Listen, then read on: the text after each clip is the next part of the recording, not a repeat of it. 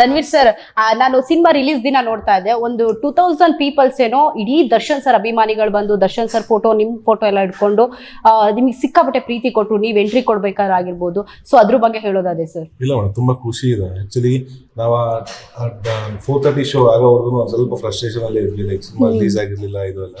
So ಯಾವಾಗ main ಥಿಯೇಟರ್ಗೆ ಹೋಗಿ ಅದ್ರ ಜೊತೆ ಕೂತ್ ಸಿನಿಮಾ ನೋಡೋದಲ್ಲ, ಅದೆಲ್ಲಾನು ಮರ್ಸ್ಬಿಡ್ದು ನಮಗೆ. ಅದ್ರ ಹಿಂದೆ ಬಿದ್ದು ಸ್ಟ್ರಗಲ್ ಆಗಿರೋ ಮತ್ತು ತುಂಬಾ ಖುಷಿ ಇದೆ. ಜೊತೆಗೆ ಅವರು ಅವತ್ತಿಂದ ಮೊದಲನೇ ಸಿನಿಮಾ ಅಂದ್ರೆ ಇಲ್ಲಿವರೆಗೂ ದರ್ಶನ ಸೆಲೆಬ್ರಿಟೀಸ್ ನಾನು ಪ್ರತಿ ಸಿನಿಮಾಗೂ ಅದೇ ರೀತಿ ಸಪೋರ್ಟ್ ಮಾಡ್ಕೊಂಬರೋದು ತುಂಬಾ ಖುಷಿ ಇದೆ. ಸರ್, ಟ್ರೈಲರ್ ರಿಲೀಸ್ ಆದಾಗ ಒಂದು ದರ್ಶನ್ ಸರ್ಗೆ ಒಂದು ಗಿಫ್ಟ್ ತರ, ಒಂದು ಕವಿತೆ ಕವನ ತರ ಕೊಡ್ತೀರಾ.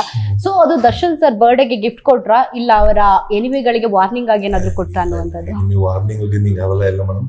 Usually as usual cinema team ಇಂದ ಪ್ರತಿ ಸಲನೂ ಲೈಕ್ ಏನೇ ಮಾಡಿದ್ರು ಅದು ಯೂಶಲ್ ಹುಟ್ಟುಹಬ್ಬದ ಶುಭಾಶಯಗಳು ಅಂತ ಜನರಲ್ ಆಗಿ ಆಗ್ತಾ ಇದ್ರು. ಸೊ ಇದೇನೋ ಡಿಫ್ರೆಂಟ್ ಆಗಿ ಮಾಡೋಣ ಒಂದಷ್ಟು ಲೈನ್ಸ್ ಬರ್ಬೋದು, ನಾನು ಡೈರೆಕ್ಟರ್ ಇದೇನೇ ಮಾಡ್ಬೋದು ಅನ್ನೋದು. ಸೊ ಅದನ್ನ ಸ್ಟಾರ್ಟಿಂಗ್ ನಿಮ್ಮ ವಾಯ್ಸ್ ಓವರ್ ಕೊಡಿ ಸರ್, ಇನ್ನೂ ಚೆನ್ನಾಗಿ ಬರುತ್ತೆ ಅಂತ ಪ್ಲಾನ್ ಮಾಡಿ.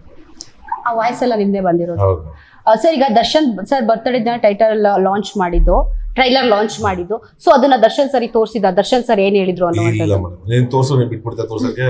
ಅಲ್ಲ ಸರ್, ನೀವು ತೋರಿಸಿದ್ದಿ, ನಿಮಗೇನಾದ್ರು ಅವರು ನಾನು ತೋರ್ಸ್ಬೇಕು ಅಂದ್ರೆ ಅವ್ರು ಎಲ್ಲಿ ತಗೊಂಡೋಗಿ ತೋರ್ಸ್ರ, ನೀವು ಧರ್ಮೀರ್ ಹೋಗಿ ಒಳಗಡೆ ಫೋನ್ ಇಟ್ಕೊಂಡು ತೋರ್ಸ್ ಬಂದಿದ್ದಾರೆ. ಅಲ್ಲ ಸರ್, ನಮ್ಗೆ ಸರ್ ಗೊತ್ತಾಗುತ್ತೆ. ಅಲ್ಲ, ನಾನು ಆಕ್ಚುಲಿ ನಾವು ದರ್ಶನ್ ಫ್ಯಾನ್ಸ್ ಅಲ್ಲ, ಸೊ ಅದಕ್ಕೆ ನಾನು ಕೇಳ್ತಾ ಇದ್ದೆ ಸರ್, ನೀವು ತೋರ್ಸಿದ್ರ ಅವ್ರ ಏನ್ ರಿವ್ಯೂ ಹೇಳಿರ್ತಾರೆ ಅನ್ನೋ ಕ್ಯೂರಿಯಾಸಿಟಿ ಅಷ್ಟೇ.